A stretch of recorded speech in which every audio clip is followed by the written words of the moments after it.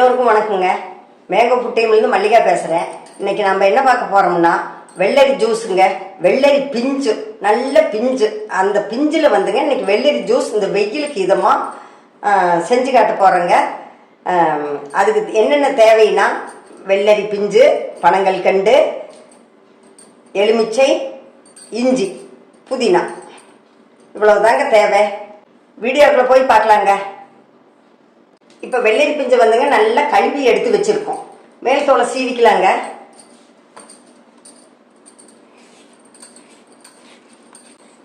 ரொம்ப பிஞ்சுங்க, நல்ல பிஞ்சு. இப்படி பிஞ்சா எடுத்து ஜூஸ் போட்டு குடிக்க வேணுங்க. பிஞ்சு, அரும்பு பிஞ்சு. இப்போ நம்ம மிக்சி ஜாரில் போட்டுக்கலாங்க. இப்போ வந்துங்க நம்ம வெய்ய காலத்துக்கு ஏற்ப இந்த வெள்ளரி பிஞ்சு இந்த சீசனில் தான் ரொம்ப வருமுங்க. அப்போ வந்து நீங்கள் பிஞ்சாக வாங்கி ரொம்ப நல்லா போட்டுக்கலாங்க. உடம்புக்கு ரொம்ப ரொம்ப குளிர்ச்சிங்க. அது பனங்கல்கண்டு போட்டு குடிக்கும்போது ரொம்ப நல்லா இருக்குது. நம்ம வந்து இப்படி மிக்சி ஜாரில் இப்படி கட் பண்ணிக்கோங்க. மேல் தோலையில் சீவிட்டு போட்டுக்க வேணுங்க. இப்போ கட் பண்ணி மிக்சி ஜாரில் போட்டாச்சுங்க. இப்போ வந்து புதினா இலை போட்டுக்கலாங்க. இப்போ இஞ்சி ஒரு துண்டுங்க, இதை இவ்வளோ போட்டுக்கலாம். இப்போ எலுமிச்சை சாருங்க, எலுமிச்சை இது மட்டும் எடுத்துருக்கோம்.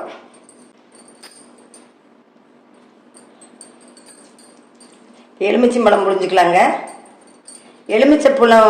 எலுமிச்சம்பழம் புழிஞ்சு விடும்போது அந்த குளிர்ச்சிக்கும் இந்த புளிப்புக்கும் ரொம்ப நல்லா இருக்குங்க. இப்போ வந்துங்க பனங்கல்கண்டு போட்டுக்கலாம். பனங்கல்கண்டு இதை இவ்வளவு எடுத்து வச்சிருக்கிறோமுங்க.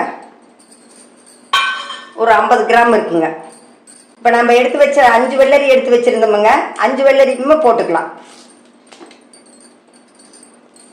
இது வந்துங்க தனியாகவும் சாப்பிட்லாம். ஆனால் ஜூஸ் போட்டு குடிக்கும்போது ரொம்ப நல்லா இருக்குங்க வைங்களேன்.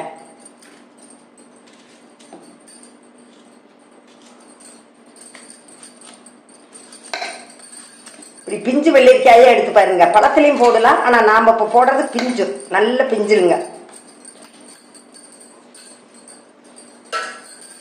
இப்போ வந்துங்க தேன் ஊற்றிக்கலாங்க. இது வந்துங்க மரத்துலையே எடுத்து மரத்தில் தென்னை மரத்தில் எடுத்த தேனுங்க, சுத்தமான தேன். இப்போ தண்ணி 1 டம்ளர் ஊற்றிக்கலாங்க. வந்தாச்சுங்க. இதை வடிச்சுக்கலாமுங்க, வடிகட்டிக்கலாம்.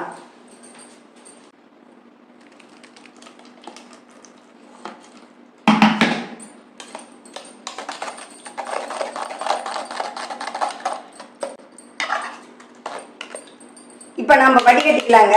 வடியில் வந்துங்க இந்த தொப்பையெல்லாம் இருக்குங்க, அதனால வடிகட்டி குடிச்சா தான் ரொம்ப நல்லா இருக்கு. அதனால வடிகட்டிக்கலாங்க. இப்படி வடிகட்டி குடிக்கும் போதுங்க அந்த தூசெல்லாம் நின்று, மேல் தொப்பையெல்லாம் நின்றுமுங்க.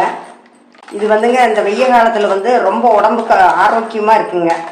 நல்ல பிஞ்சாக வரும்போது நாம் வந்து அதை பயன்படுத்திக்க வேணுங்க.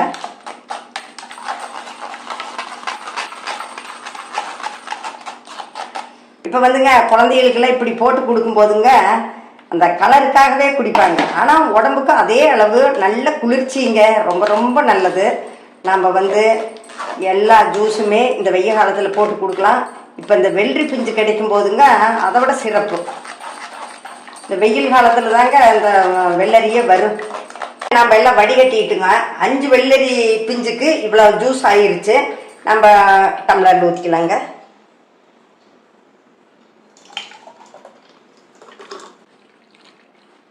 ஐஸ் கட்டி எப்போ போட்டுருங்க. இப்போ ஐஸ் க்யூப் போட்டுடலாங்க.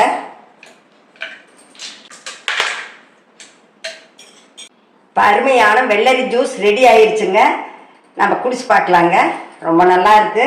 நீங்களும் இதே மாதிரி செய்ய வேணுங்க. இந்த மெத்தட்லேயும் செஞ்சு பாருங்க, ரொம்ப நல்லா இருக்கு.